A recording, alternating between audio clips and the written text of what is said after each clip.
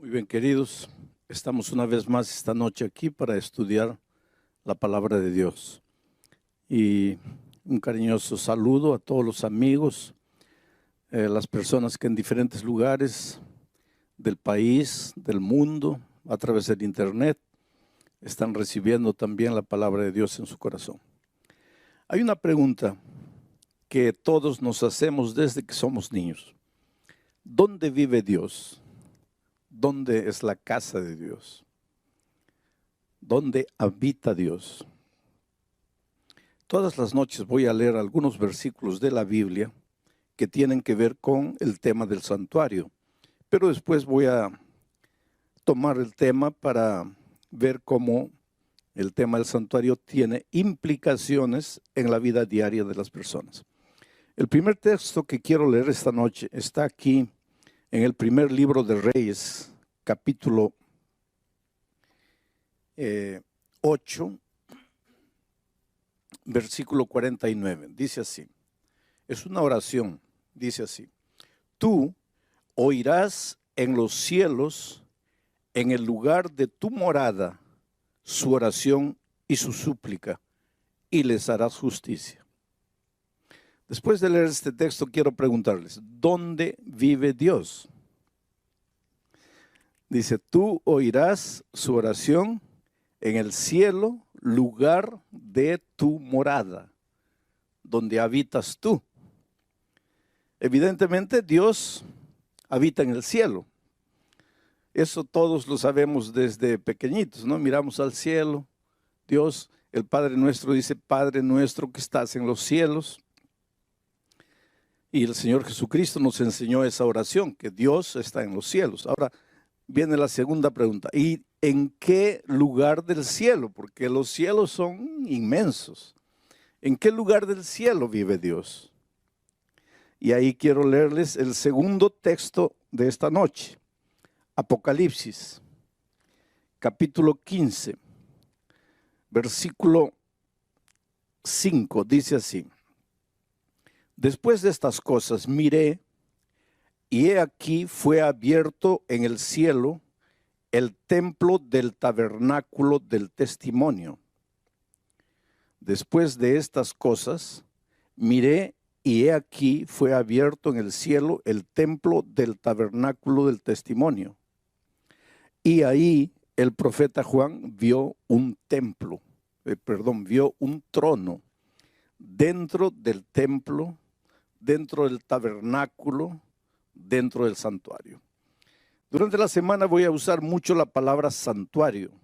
Quiero que ustedes entiendan que el santuario es la misma cosa que el templo. El templo es la misma cosa que el tabernáculo. Cuando digo tabernáculo, estoy hablando del templo. Cuando digo templo, estoy hablando del santuario. Cuando digo santuario, estoy hablando del tabernáculo. Las tres cosas son la misma cosa. Entonces, en medio de los cielos hay un templo, hay un tabernáculo, hay un santuario. Y dentro de ese santuario hay un trono. Y en ese trono está sentado Dios. Voy a leer el último versículo de esta noche, o tal vez el penúltimo. Isaías capítulo 6, el versículo 1. Miren lo que dice Isaías. En el año que murió el rey Uzías, yo vi al Señor sentado sobre un trono alto y sublime, y sus faldas llenaban el templo. Ahora vamos a juntar estas tres ideas presentadas por estos tres textos diferentes. Dios habita en los cielos. ¿En qué lugar específico de los cielos? En el templo. Y ahí viene una pregunta. Quiere decir que hay un templo en el cielo. Hay un santuario en el cielo. Hay un tabernáculo en el cielo. Y la respuesta contundente es sí.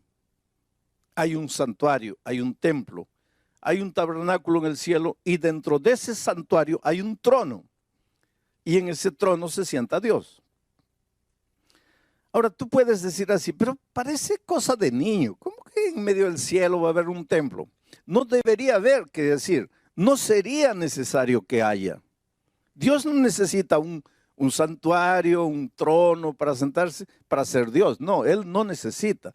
Por lo tanto, el santuario no existe por causa de Dios. Existe por causa de nosotros. Porque anoche dije, Dios es infinito y no está amarrado ni al tiempo ni al espacio. Pero los seres creados, incluyendo los ángeles, somos finitos y estamos amarrados al tiempo y al espacio. Entonces, ¿cómo un Dios infinito que no se amarra al tiempo ni al espacio podría mantener comunión, compañerismo con un ser finito amarrado al tiempo y al espacio? No habría manera de encontrarse.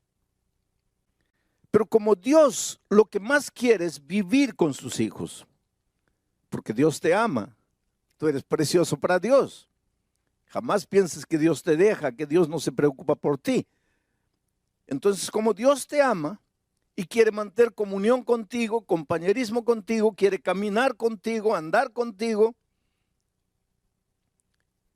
entonces Él busca en el infinito universo un punto en que el Dios infinito, que no está amarrado al tiempo ni al espacio, se junte con el ser finito amarrado al tiempo y al espacio. Ese punto de convergencia es el santuario celestial, el santuario allá en el cielo.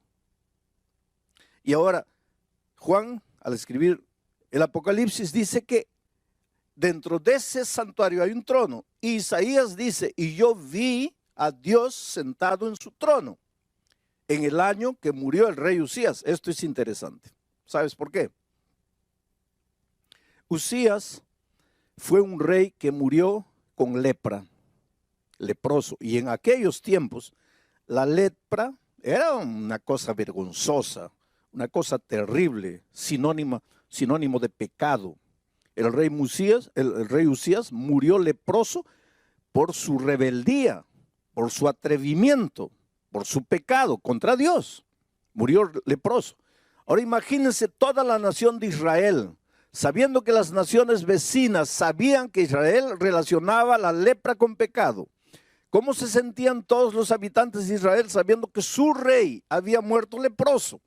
Estaban avergonzados. Y no solo eso, sino que estaban sin rey, porque acababa de morir el rey. Y cuando el líder desaparece, pues todos tiemblan. ¿Y ahora qué hacemos? ¿Cómo resolvemos nuestros problemas? Y en esos momentos ya los ejércitos enemigos estaban preparándose para invadir Israel. Y ahora no había rey. Estaban desesperados. Y mire, en esas circunstancias de desesperación, de vergüenza, de incapacidad, de impotencia del ser humano, Isaías dice, yo vi a Dios sentado en el trono. Esto es interesante. Porque aunque las cosas en esta tierra parece que van a deshacerse, aunque parezcan las cosas en esta tierra que no funcionan, aunque parezca que todo se está viniendo para abajo, hay un Dios sentado en el trono. Y el trono simboliza control. Quiere decir, Dios nunca pierde el control de las cosas. Dios nunca pierde el control de la situación. Para ti, desde el punto de vista humano, puede ser, mi hogar ya no tiene salida, está todo acabado, está todo perdido. Y nosotros los seres humanos constantemente usamos esa expresión, ahora ya está todo perdido, ahora ya está todo acabado. Y muchas veces pensamos que la única salida es la muerte. O entonces la única salida es huir, escaparse, correr, esconderse. Pero cuando en alguna circunstancia de tu vida, en la vida financiera, en la vida profesional, en la vida familiar, donde sea, en algún momento de tu vida, tú sientas como que estás perdiendo el control de la situación, tú sientas como que las cosas se te vienen abajo, tú sientas como que no hay solución para nada, recuérdate que Dios siempre está en el trono. Dios siempre está en el control de las cosas. Por lo tanto, no te desesperes. Querido, si en este momento tú estás viviendo ahí el momento más terrible de tu vida. No ves luz, no ves salida, todo es oscuridad. Y por casualidad o porque un amigo te invitó, prendiste la televisión o prendiste el internet. Y en este momento la palabra de Dios está llegando, pero tú estás escuchando y casi no entiendes nada porque solo estás pensando en tu drama, en la situación terrible que parece que no tiene solución. Recuérdate, para ti todas las cosas pueden estar confusas aquí en la tierra, pero hay un Dios en el cielo que tiene el control de las cosas y ese Dios es tu Padre. Y ese Dios te ama y para ese Dios tú eres importante. Y Él no va a dejar que las cosas te destruyan en esta tierra. Solo tienes que levantar los ojos al cielo. Solo tienes que reconocer que hay un Dios en los cielos. Porque hay una cosa interesante con nosotros, los hombres. Cuando todo va bien, no miramos al cielo. Mi padre durante 34 años recibió la palabra de Dios, y siempre dijo, no, no, no, y fue esquivando, hasta que un día un cáncer tocó su vida. Y en el dolor, en la enfermedad, abrió el corazón a Jesús y se entregó a Él. Yo tuve la bendición, la alegría de bautizar a mi propio padre. Antes de su bautismo, él me dijo una cosa impresionante. Me dijo, mira hijo, cuando yo estaba bien de salud, cuando estaba en pie, cuando podía andar, caminar, yo solo miraba en el plano horizontal, o sea, lo que está en esta tierra. Pero cuando quedé con cáncer, caí a la cama. Y ahí, aunque no quería, tenía que mirar al cielo. Interesante, ¿no? Cuando todo va bien, ¿para qué Dios? Cuando todo va bien, Dios pasa a un segundo plano. Pero hay momentos en la vida en que las cosas parecen que se escapan de tu control. Tú te esfuerzas, luchas y no, se te va. No puedes, llegas a la conclusión que como ser humano no puedes. En esos momentos recuerda que Dios está en el trono y que Dios está en el control de todo. Ahora vengo al cuarto texto de la Biblia y aquí voy a detenerme porque este es el centro de mi mensaje para esta noche. Y es Romanos 6:23. Y esto, tal vez tú te preguntes qué tiene que ver con el tema del santuario, pero es justamente a partir de aquí que nace la importancia del santuario. Romanos capítulo 6, versículo 23. Dice así, porque la paga del pecado es la muerte, mas la dádiva de Dios es vida eterna en Cristo Jesús, Señor nuestro. Hay muchos pensamientos en este texto. Yo me voy a detener en un solo pensamiento. Mira, porque la paga del pecado. Primer pensamiento que podríamos analizar, ¿qué es el pecado? Y anoche ya lo dijimos. La gente confunde pecado con acto pecaminoso. Acto pecaminoso es robar, matar, mentir, codiciar. Esos son actos pecaminosos. Los actos pecaminosos aparecen en la vida de un ser humano porque está en pecado. ¿Y qué es pecado? Pecado es separarse de Dios. Todo lo que necesitas para ser un pecador es separarte de Dios. Separarte de Jesús, que es la justicia. Y cuando te separas de la justicia, ya caes en el terreno de la injusticia. Ya estás en el pecado. Y dice la Biblia que todos pecamos. Todos nosotros los seres humanos llegamos al mundo trayendo esa naturaleza pecaminosa. Venimos en estado de pecado. Y tú me vas a decir ahora, pastor, ¿quiere decir que todos estamos condenados a morir? Sí, todos estamos condenados a morir. Y alguien puede decir, pero ¿qué culpa tengo yo de haber nacido? No, tú no tienes culpa de haber nacido. Y no te vas a perder porque naciste pecador. Tú no tienes culpa de haber nacido. Pero Dios proveyó el remedio. Y si te mueres un día, si mueres la muerte eterna, no será porque has nacido pecador. Será porque no tomaste el remedio. ¿Y cuál es el remedio? El remedio está en el santuario. Y vamos a entrar durante esta semana al santuario para encontrar el remedio para el problema del pecado. Bueno, vamos al texto de Pablo. Dice, porque la paga del pecado es la muerte. Muerte. Pecado, muerte. El pecado te lleva a la muerte. Muerte y pecado son prácticamente la misma cosa. La paga del pecado es la muerte.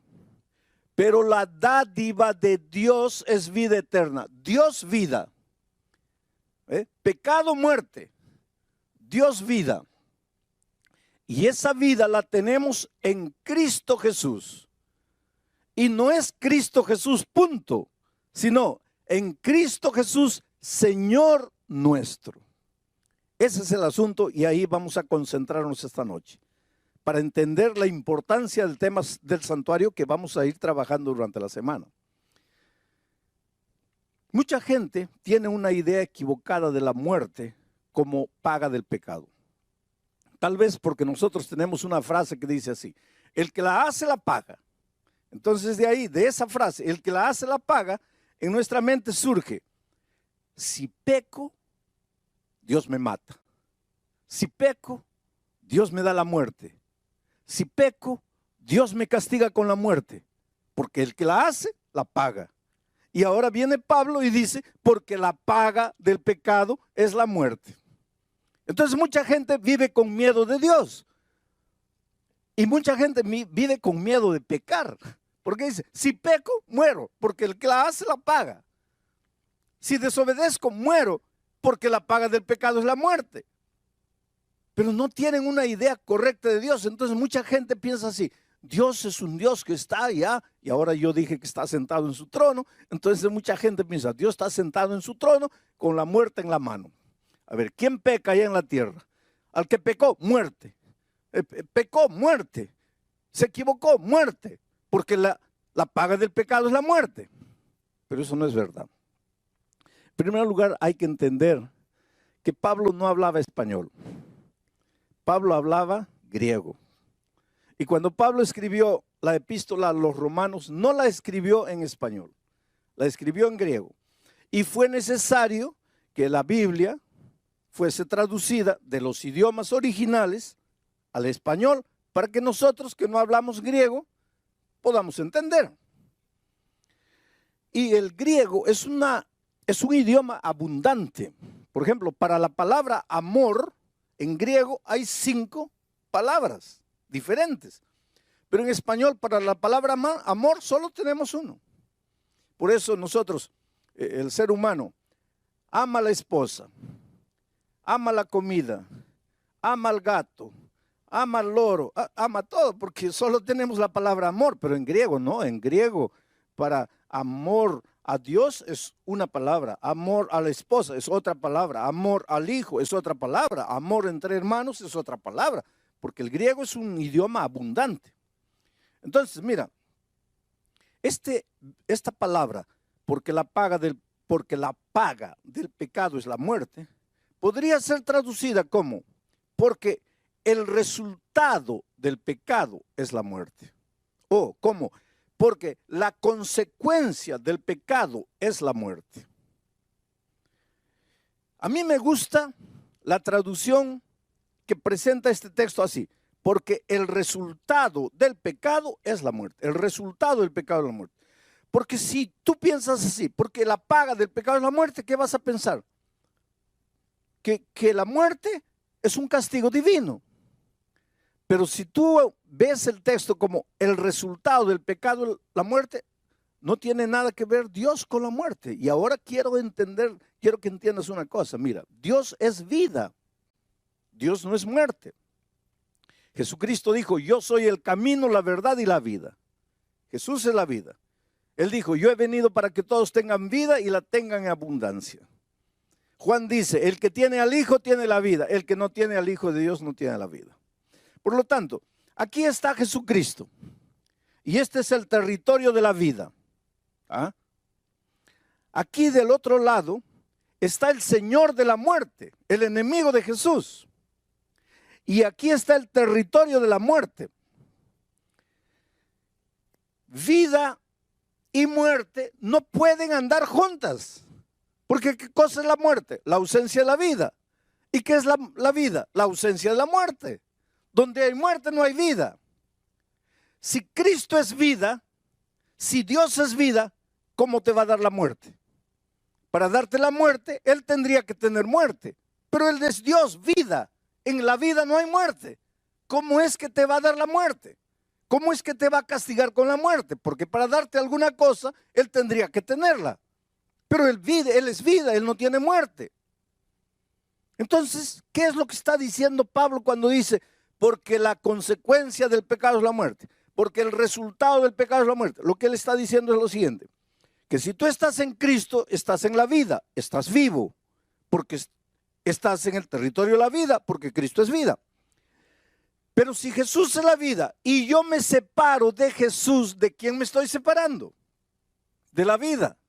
Y al separarme de la vida estoy entrando al territorio de la muerte. Este es territorio de muerte. Mira, no muero, cuidado, no muero. Yo siempre digo, ojalá muriera. Porque si muriera, pues ya se acabó el dolor, se acabó el sufrimiento, se acabó la tristeza, se acabó la miseria, se acabó todo, porque el que muere ya no sabe nada. Los muertos no saben nada, dice Eclesiastés. Pero el asunto es que cuando me separo de Jesucristo, entro al territorio de la muerte, pero no muero, sigo respirando, sigo viviendo, sigo comiendo, sigo trabajando, sigo vendiendo, sigo entrando, sigo saliendo. Solo que la vida ya no es más vida. Porque para tener vida, solo en Cristo, porque Él es la vida. Me separo de Jesucristo, ya entro al territorio de la muerte. No dejo de respirar todavía. Aquí está el Señor de la muerte. Un día voy a recibir la muerte eterna, pero es un camino largo. Desde que me separo de Jesucristo hasta la muerte eterna, es un camino largo que la Biblia le llama camino de condenación. Camino de condenación. En este camino voy muriendo lentamente. En este camino suceden dos cosas. Mira, la primera, el diablo te puede quitar todo. Te quita el matrimonio, tu matrimonio se deshace. Te quita los hijos, los mete en las drogas, en los vicios, en la promiscuidad. Te quita la vida financiera, te hunde en las deudas. Y al hundirte en las deudas no sabes qué hacer de dinero, te metes a robar. Por lo tanto te quitan los valores, te quitan los principios. Vas muriendo. Este morir no es instantáneo. Es un morir, muriendo todos los días. Vas muriendo, muriendo, muriendo, muriendo. Hasta que llega un momento que dices, Dios mío, ¿para qué estoy en esta tierra? ¿Para qué vine al mundo? ¿Para qué estoy aquí? Mejor me muriera. Pues que estás en el territorio de la muerte. Esa es una de las cosas que te puede suceder en el territorio de la muerte. La otra cosa es que el diablo te puede dar todo. Te da dinero, te da poder, te da fama, te da una mansión, te da un auto nuevo, te da todo. Pero no te da paz, porque el diablo para darte paz tendría que tener paz y él no tiene paz. Entonces no te puede dar paz. Entonces el dinero, la fama, el poder, la gloria no te sirven de nada porque no tienes paz. En la noche llegas, te acuestas, te revuelcas en la cama de un lado para otro, cuentas carneritos para dormir y no duermes. Y entonces, ¿qué pasa? Una pastilla para dormir. El mes siguiente, 2 pastillas. El otro mes, 3 pastillas. Llegas un momento que estás enviciado en pastillas y no duermes. Hay gente que me dice, pastor, yo no sé qué me pasa. Yo no he hecho nada de malo. Yo no he ofendido a nadie. Yo no le debo a nadie, pero no tengo paz. Vives angustiado, vives vacío, vives desesperado. Esa no es vida, querido. Esa no es vida. Dios te ama, Dios quiere que seas feliz. Dios quiere lo mejor de lo mejor para ti. Pero hay una cosa, Él no puede hacer nada contra tu voluntad. Él respeta mucho tu voluntad. Bueno, estás en el territorio de la muerte. ¿Hay solución para ti? ¿Hay salida para ti? Claro que sí. ¿Y cuál sería la salida? La salida lógica. Tú estás aquí sufriendo en el territorio de la muerte. No quieres más esta vida miserable. ¿Cuál sería la solución lógica? Dar media vuelta y volver a la vida. Y en Jesucristo tendrías la vida y tus problemas estarían resueltos. Pero ahí viene la clave. Cuando estás viniendo hacia Jesucristo, cuando estás regresando hacia la vida, porque querido, Dios te ama mucho. Y desde que tú te vas de Él y te vas al territorio de la muerte, ¿tú crees que Dios se queda feliz? No. Él te llama, te llama, te llama, te llama. Por eso dije anoche que la historia del mundo es el hombre corriendo, corriendo, corriendo, y Dios atrás de él, atrás de él, atrás de él. El hombre escondiéndose, escondiéndose, escondiéndose, y Dios atrás buscándolo, buscándolo. Dios llama. Desde el Génesis hasta el Apocalipsis, la Biblia es un libro de llamado. En el jardín del Edén, Dios llega. Adán, ¿dónde estás? Y desde ese día, Pedro, María, Juana, Rosa, ¿dónde estás? Elisa, ¿dónde estás? El diablo te llama, o el Señor Jesucristo te llama con amor, te suplica. El Señor siempre está buscando. Dice Jesús en el Antiguo Testamento, no quiero la muerte del impío, sino que regrese y vuelva. Dice, volved, volved, ¿por qué moriréis, oh casa de Israel? Dios te ve ahí en el territorio de la muerte, sufriendo con la vida destruida, no puedes dormir. ¿Tú crees que Dios está feliz? No, Él te ama, Él quiere traerte de vuelta, solo que no puede traerte por la fuerza. Tú tienes que querer. Pero muy bien, un día te cansas de sufrir y decides regresar al Señor Jesucristo. Solo que cuando estás volviendo, el diablo es muy astuto. Y te digo una cosa, mira. Hay mucha gente que tiene una idea equivocada del diablo. La primera cosa que te voy a decir, el diablo no es ateo. El diablo no es ateo, el diablo cree en Dios. Santiago dice que los demonios también creen y tiemblan. Por lo tanto, tú cuando lidias con el diablo, no pienses que estás lidiando con un ateo, porque el diablo no es ateo, el diablo cree en Dios. Segunda cosa, el diablo conoce muy bien la Biblia. Cuidado, cuidado, el diablo conoce muy bien la Biblia. Cuando Jesucristo estaba en el desierto, el diablo fue con la Biblia en la mano. Solo que el diablo no respeta la palabra de Dios. La usa. Agarra un versículo de aquí, agarra otro versículo de aquí, le hace decir a la Biblia lo que la Biblia no dice. Entonces, cuidado. No todo el que tiene la Biblia en la mano está viniendo en nombre de Dios. Porque el diablo vino con la Biblia en la mano, pero no estaba viniendo en nombre de Dios. El diablo es bíblico. Conoce la Biblia. Y como conoce la Biblia, cuando tú estás regresando al Señor Jesucristo, el diablo le dice a Jesús, prácticamente, voy a tratar de decirlo así para que ustedes entiendan. Hey, Señor Jesucristo, ¿lo vas a recibir a este miserable pecador? ¿Lo vas a recibir de vuelta? Y Jesús dice, sí, claro. ¿Y por qué lo vas a recibir? Porque yo lo amo. Pero este no ha pecado, sí, ha pecado. ¿Se ha ido de ti? Sí. ¿Ha entrado al territorio de la muerte? Sí. ¿Y qué dice Romanos 6:23? Porque la paga del pecado es la muerte. ¿Y este pecó o no pecó? Sí. ¿Y? Si pecó, tiene que morir. Porque la paga del pecado es la muerte. Y ahora él está viniendo y tú lo vas a recibir de vuelta. No. Mira, si tú lo recibes de vuelta, quiere decir que tu palabra es mentira. Quiere decir que tu palabra no es eterna. Quiere decir que tú no cumples tu palabra. Por lo tanto, no lo puedes recibir de vuelta. Mira la situación en que nosotros colocamos a Dios. Porque Él te ama, querido. Él quiere traerte de vuelta. ¿Sabes que el Señor Jesucristo quiere entrar en tu vida y colocar en orden todo el desorden interior? Porque una de las cosas que el pecado hace es desordena el mundo interior. Desordena las emociones, los sentimientos. ¿Cómo puedes entender que un hombre que dice que ama a su esposa la golpea? ¿Cómo puedes? ¿Cómo puedes entender que un hombre que dice que ama a su hija abusa de ella? ¿Cómo puedes?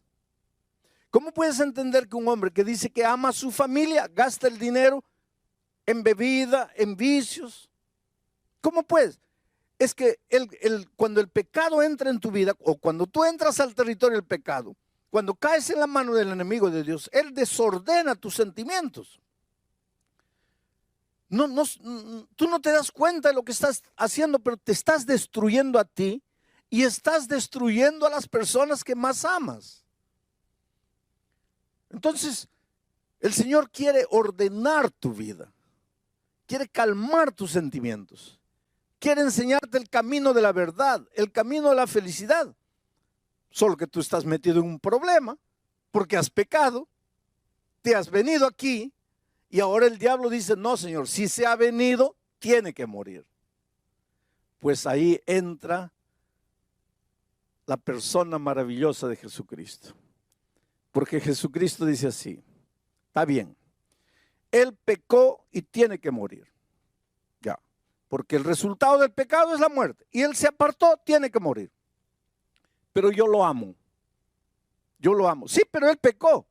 Es verdad que pecó, pero yo lo amo. Sí, pero ese no es el problema, que si lo amas o no lo amas. El asunto es que él entró al territorio de la muerte y tiene que morir. Y Jesús dice así, sí, pero en ninguna parte de la Biblia dice que yo no puedo morir en lugar de Él. Entonces, Él tiene una deuda que tiene que pagarla con su muerte porque ha pecado. Pero yo voy a ir a la tierra y voy a morir y con mi muerte voy a pagar su pecado. Y es eso lo que hizo el Señor Jesucristo. Vino a este mundo para morir por nosotros. Y hoy día, gracias a la muerte de Cristo, nosotros podemos recibir la vida eterna. Solo que este asunto de Cristo vino, murió por mí, es difícil de entender al ser humano. Y para que el ser humano entienda qué es lo que hizo Dios, mandó a los israelitas construir el santuario. Porque en el santuario el Señor fue explicándoles cómo es que se puede solucionar el problema del pecado. Cómo es que aunque el hombre murió, alguien puede morir en su lugar. Y el tema de mañana es impresionante. Porque ya comenzamos ahora a analizar el plan de salvación dentro del tema del santuario. Querido, el Espíritu de Dios sigue moviéndose hoy y llamando a las personas. Ahí donde estás, puedes creer que el Espíritu Santo está trabajando en tu corazón. Tú corres, corres, corres, el Espíritu te sigue, te sigue y te sigue. Mira, hay un joven llamado Patricio. Trabaja para una empresa de aviación grande aquí en América Latina. Ese muchacho nació y creció amando mucho al Señor Jesucristo, amando mucho a la Virgen María, amando mucho a sus padres, amando mucho la fe de sus padres, de sus abuelos, de sus bisabuelos. Pero un día se confrontó con la palabra de Dios. Y sabes, la vida del cristiano es crecimiento y es aprendizaje. Yo siempre digo, mira, si estás vivo, tienes que aprender. Los muertos no aprenden. Cuando yo encuentro una persona que no quiere aprender, yo pienso, esa persona está muerta y no se da cuenta que está muerta. Inclusive Juan, hablando en nombre del Señor Jesucristo a la iglesia, a las iglesias del Apocalipsis, les dice, tienes nombre de que vives, pero estás muerto. Una persona que no quiere aprender, una persona que se resiste a aprender, está muerta. Porque los vivos aprendemos. Ahora, no es fácil aprender. ¿Sabes por qué? Porque ¿qué cosa es aprender? Aprender es salir de lo que conoces y entrar al terreno que no conoces. Aprender es salir de la playa y nadar en aguas profundas. Y esto es doloroso, porque el ser humano inconscientemente tiene miedo de lo desconocido. Por eso es que hay mucha gente que no quiere aprender. Pero Patricio descubrió la palabra de Dios. Y en la palabra de Dios hay cosas que a veces tú nunca has descubierto. Y a medida que él comenzó a descubrir las verdades, comenzó a sufrir en su corazón con las verdades, porque no es fácil aprender y crecer. Él conoció a una persona a través del internet. Y esta chica, cuyo nombre no sé si tengo escrito aquí. No lo tengo. ¿Cómo te llamas? ¿Ah? Jessica. Jessica conoció a Patricio a través del internet, hace unos 4 años atrás, y comenzó a evangelizarlo a través del internet. ¿Qué quiere decir evangelizar? A hacerle conocer el evangelio a través del internet. Llegaron sermones míos grabados a las manos de Patricio. El Espíritu de Dios usó esos sermones para tocar el corazón de él. Mas los estudios que por internet Jessica le daba, llegó un momento en que él sufría. Ayer Patricio estaba en Santiago de Chile, escuchando el mensaje a través del internet.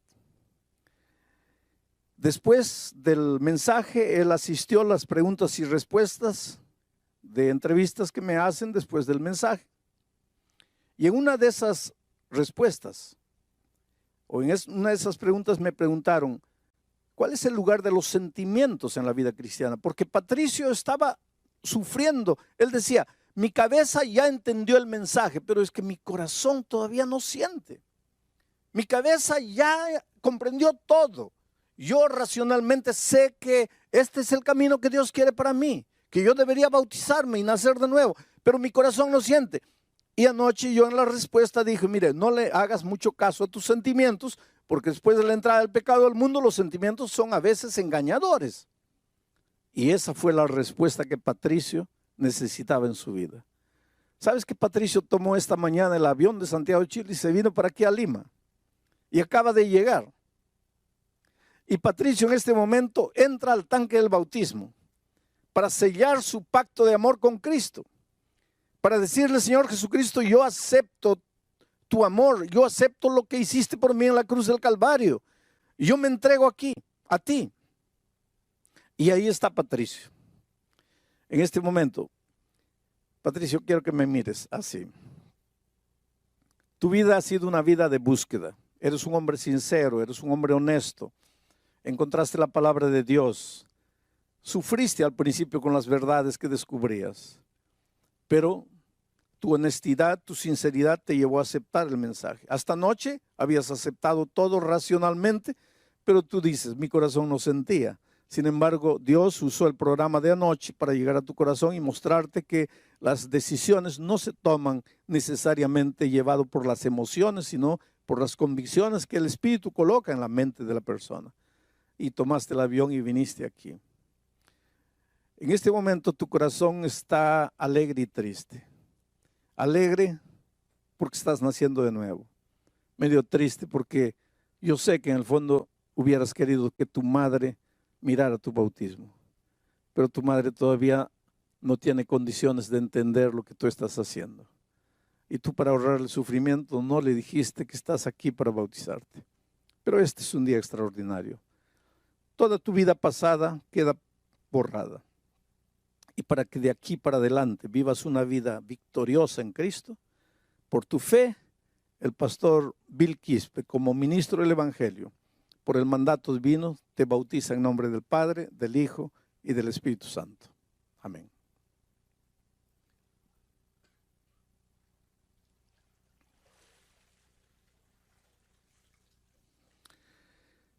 ¿No es maravilloso, querido?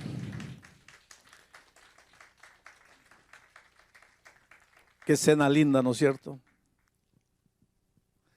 Tú sabes cómo es emocionante saber que cuando naciste recibiste una hoja en blanco de Dios para escribir una historia. Y a veces a lo largo de la vida llenaste esa hoja blanca de garabatos. Hiciste tanta tontería en la vida. Te heriste a ti mismo, heriste a tanta gente inocente que no tenía culpa de nada. Lloraste, viviste, sufriste. Y ahora te preguntas, ¿qué hago con mi vida? Y ahora te preguntas, ¿dónde está Dios? Y ahora te preguntas, ¿por qué me sucede todo lo que me sucede?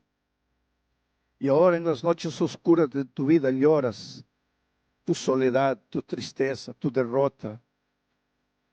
Yo quisiera decirte que el Señor Jesucristo está más cerca de ti de lo que tú imaginas. Jesús te ama te ama, te ama. Jesús quiere entrar en tu vida, revolucionar tu vida.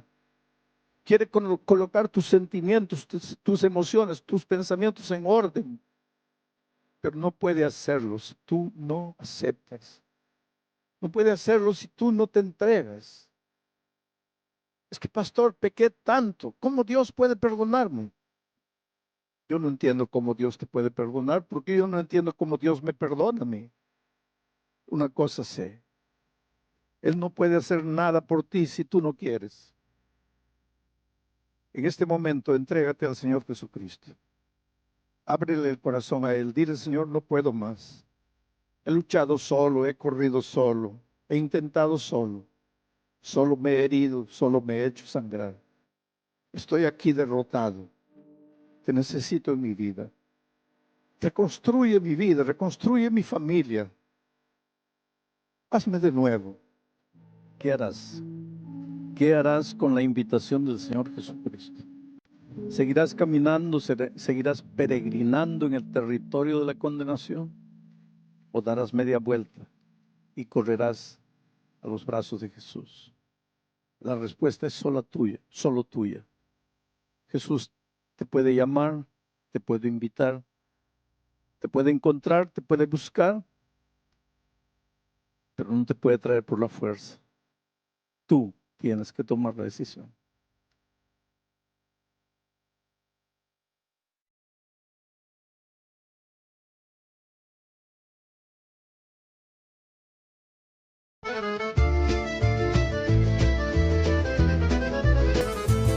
Mi svegliai con freddo in da faccia, mentre caddina faccia festa in da strada. Mi si scarpi uno sì e uno no, e si fuori con tutto cuore in moto. A porta scrusciavo, cielo era chiatto, i femmini già parlano un tovatto. Un vicino mi dissi, oh cammini presto, ci rispondi no cerco lo resto. Presto in un giorno che non vuole pensare, ma vuole campare, ridere, scappare. E fuori a casa tutto era come prima, ma in l'aria c'era una gioia più fina. Un paese si muove come una canzone, ogni voce, ogni passo, ogni parola. Sogno figlio di sta terra sincera, e quando esci fuori mi sento intera. Fuori casa tutto canta, ci risate o profumo d'arancia. Non c'è regola, non c'è strada, si sente libero quando vai in ta chiazza. Fuori casa scatta vita, giorno ridiamente si innistila con una festa fatta pendenti, ma resta in ta memoria sempre presenti. O picciriddu giocava con una rota, una signora impostava roba asciutta. O parrino passava con passi di seta e saluta con l'occhio con una risa discreta. O giorno si stigna come un lenzuolo